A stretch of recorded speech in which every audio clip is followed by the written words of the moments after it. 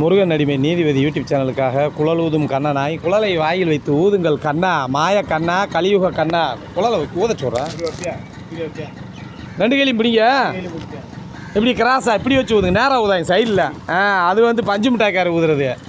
இதுதே கிருஷ்ண பரமாத்மா. ஆஹா, இந்த மாயாவதாரி கண்ணனை பெற்றெடுக்க என் அண்ணன் மகன் முத்தையாசேரி மகன் லட்சுமணன் மிச்சர் கடைக்காரு, வேலைப்போய் மிச்சர் கடைக்காரு. இன்று அரசு பள்ளியில் பயிலக்கூடிய என் பேராண்டி பேருதே எனக்கு தெரியல, ஆனால் இன்னும் கண்ணனாக காட்சி அளிக்கிறாரு.